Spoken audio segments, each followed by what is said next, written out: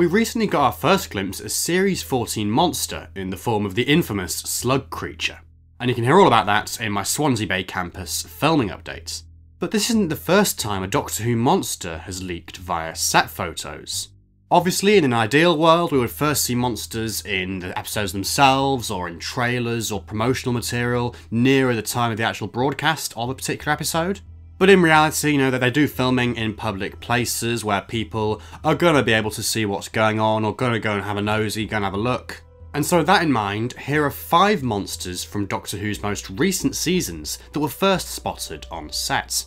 So first up, the earliest example on this list is the new series Silurians, who were first spotted when they were doing the shoot in the sort of church, the graveyard from the Silurian two-parter, The Hungry Earth, Cold Blood. They were doing a night shoot there, in the rain by the looks of things, and they had smoke machines and stuff going on.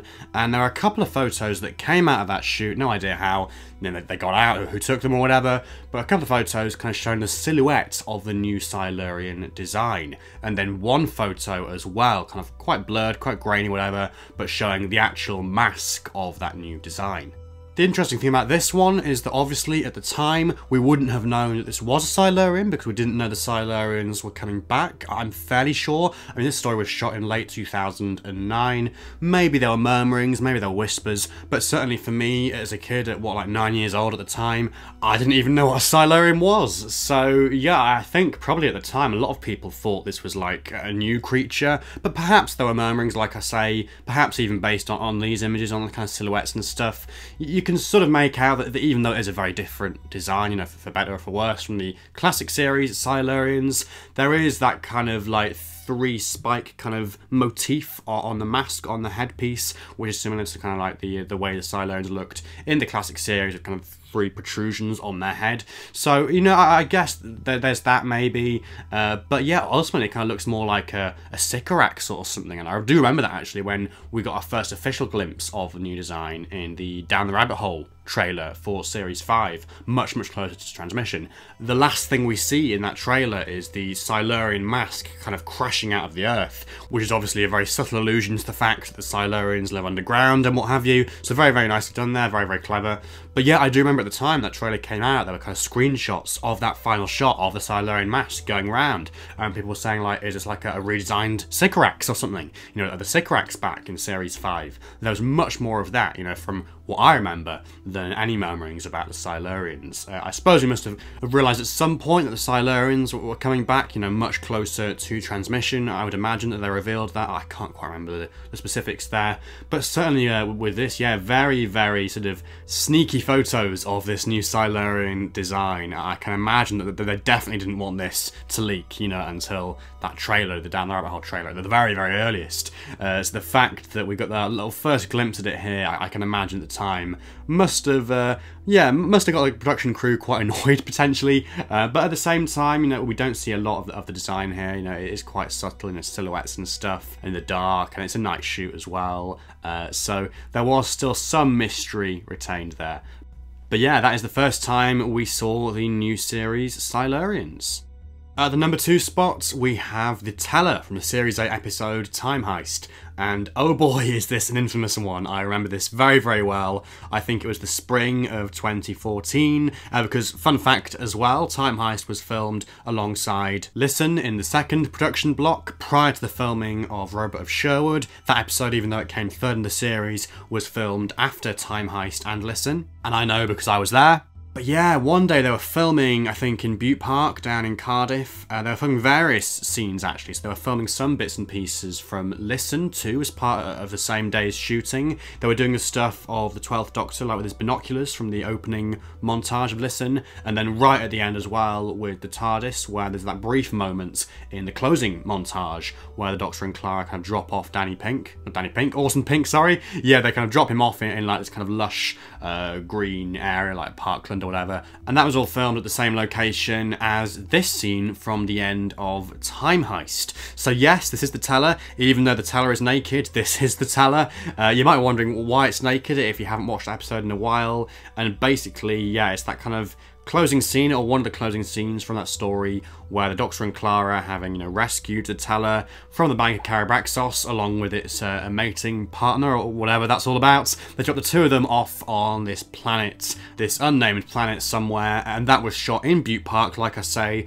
along with those scenes from Listen. And then in post-production they added loads of crazy stuff. They went crazy with all the CGI and stuff, the hills and trees and mountains and stuff in the background, to make it look like an actual alien planet rather than a park in Cardiff. So like with the Silurian thing, to some extent, in fact even more so with this really, the funny thing is that we got a glimpse of this creature, of the Teller, but obviously not in the context that we'd be seeing them in for the majority of the episode. So like I say, here we see the Teller naked, and of course as well there was just the one costume for the Teller, but obviously it served as the costume for both of the Tellers, or whatever the species name is for the Teller, the Teller himself and then his partner as well. And in a sense, it is kind of strange looking back that they went to the trouble of making this whole costume, essentially, the whole body, the claws and the arms and the legs and feet and everything, just for the sake of this one cutaway scene. Like, there was very, very brief at the end of the episode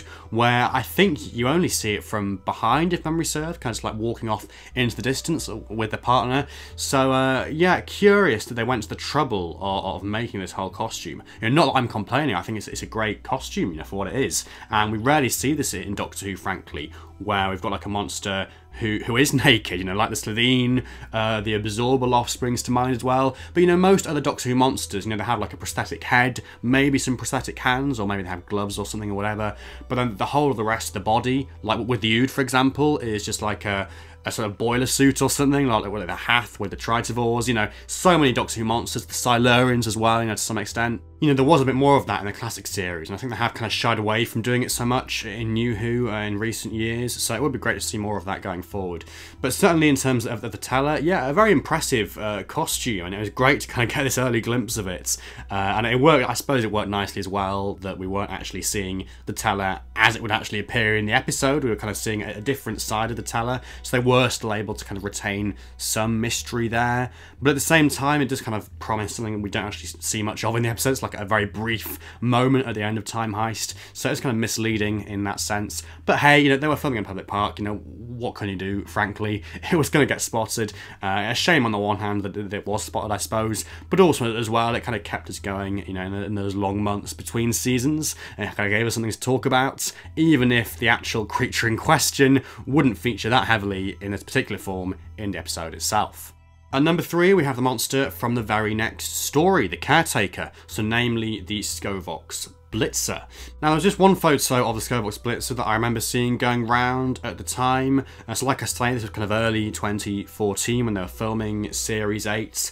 I believe it was the same location where Peter Capaldi was spotted in his kind of caretaker get-up, so the brown coat and everything, along with the sonic screwdriver as well. It was the first time we'd seen him use the sonic screwdriver on set, in leaked film photos, and that was the moment that confirmed that he wouldn't be getting a new Sonic, going into the Series 8 and the new era. He would just be using Matt Smith's, or the 11th Doctor's Sonic for that series. So I remember that being one of the kind of main talking points from this shoot, but also as well, of course, our first glimpse of this monster, this robot, the Skovox Blitzer. Just a very, very brief glimpse in the grand scheme of things. I mean, we certainly don't get to see the whole full body or anything like we did with the Teller back in Time Heist. But yeah, we kind of get a glimpse of the helmet, of the head, whatever you want to call it, and his kind of piercing blue eyes. A very interesting looking monster. I don't believe there are any other photos, like I say, from this shoot that kind of revealed any more of the costume. So we were kind of none the wiser about what actual form the Skovox Blitzer would take, obviously the kind of whole like crab-like thing it has going on in the lower half of that costume. But yeah, a very interesting one this. I remember, again, much like the Teller, in those long months between the end of Time of the Doctor and the start of Series 8 in the autumn of 2014 when all the filming was taking place, much like now with all the Series 14 filming, we were kind of taking anything we could get our hands on and kind of going, oh, that's so interesting, that's really interesting as well, and kind of clutching at straws really, but kind of taking all these glimpses of costumes, monsters, characters or whatever, and speculating madly about them and theorising as well. So I don't remember any particular speculation about the Skovox Blitzer, that said, But much like the Tower, like I say, it was a very interesting one at the time, a very exciting one. To have a glimpse of this new monster, a robot, you know, no less, or cyborg, or whatever. We hadn't seen one of them for quite some time in the show at that point, so that was exciting as well. And then, of course, as well, like I say, in the same breath, we did get this confirmation that there wouldn't be a new sonic screwdriver going forward, which is kind of a bittersweet moment as well. But it was to be made better, I suppose, by the fact that we got something that was brand new. There's this brand new monster glimpsed on the sets, and that was very exciting indeed. Number 4, we have a creature from Flux, the most recent season of Doctor Who. We have Passenger, as played by Johnny Mathers, who was an integral part of the Flux storyline, or less of a character in its own right, I suppose, and more of a kind of a vessel or whatever for Swarm and Azure, the Ravagers, to use to do all their dirty work, you know, bigger on the inside, storing all these people and planets and whatever inside and stuff like that. And then ultimately, of course, the ultimate solution to the problem of the Flux used by the Doctor against Swarm and Azure to kind of absorb the Flux and therefore save the day. So this was a really interesting one because obviously it was the filming of Flux, or indeed Series 13 as we were still referring to it at the time. It was around March 2021, I want to say, kind of early in the year. Obviously Flux itself ended up airing that autumn. But yeah, it was kind of one of the biggest, most public Doctor Who location shoots we'd seen in a while, because obviously at this point we're kind of still in lockdown or emerging out of lockdown, and we'd had all the lockdowns the year before as well, and the production of Series 13 had been delayed. And then finally, kind of as things were easing up, they were able to get further afield, you know, they were able to go further out, all the way up to Liverpool to get some material for various episodes, you know, for the opener, Halloween Apocalypse, for Once Upon a Time as well, quite prominently, and then a little bit as well from The Vanquishers too, as well as Survivors of the Flux, of course, that bit with Jericho and Yaz and Dan where they're back in time, kind of going down into the tunnels at St George's Hall. So yeah, they spent maybe 4 or 5 days in Liverpool in total, and it was a very, very exciting time, I remember, because like I say, we hadn't had any kind of Doctor Who filming on this scale for a long time. Obviously as well, it was the first time they'd come to Liverpool. It was a different city to what we're used to, a different kind of setup and everything. So that was all very, very exciting to see, not least because we got our first glimpse of this new monster, Passenger, who, like I say, would go on to be quite an integral, well, a sort of integral background character or thing, object, whatever, in the actual Flux storyline. But at the time, there was loads of speculation about this character possibly being a returning character from the show's past, in the form of, I think it's called The Shadow from the Armageddon Factor, the 4th Doctor story from The Key to Time. Still haven't seen The Key to Time myself, so I can't kind of go off personal experience or knowledge of the character there. But yeah, I do remember kind of there being some sort of jokey, some sort of half jokey, some sort of more serious speculation about these two characters, you know, possibly being one and the same. You know, was this like a redesigned Shadow, you know, from that 4th Doctor story, you know, back in some way to haunt the 13th Doctor in her final season? You know, who knows? Of course, ultimately that didn't prove to be the case. It was a completely new creation, a new character.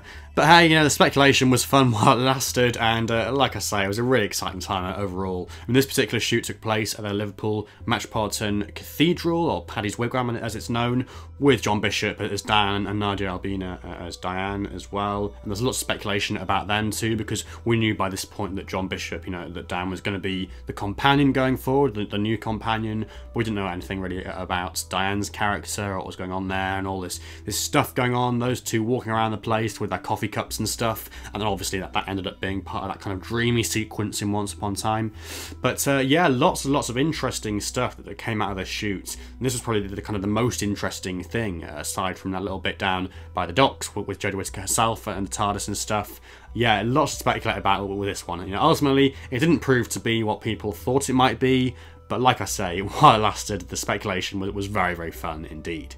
And last but not least, for this list at least, we have Passenger's Masters, Swarm and Azure, the mysterious Ravagers, the kind of the main overarching villains of Series 13 of Doctor Who Flux, who were spotted very, very briefly towards the end of Flux filming. I mean, this was kind of like, what, April 2021, so very near the end of that kind of second Flux production block, obviously before they started work on the specials. And indeed, it was from an episode, or the episode that closed the series, so very, very late in the series as well. And yeah, this is a really interesting one looking back, because it's a really significant scene that's being filmed here. So it's at the Welsh government buildings in Cardiff, and they were basically filming the Doctor's encounter encounter with time, the kind of manifestation of time from the end of the Vanquishers, and obviously we kind of get in that scene the kind of defeat of Swarm and Azure, that kind of ascension or whatever that was all about, and then we get the prophecy from time as well about 13th Doctor's death and her fate and whatever, and you know, beware of the forces that mass against you, all that kind of stuff.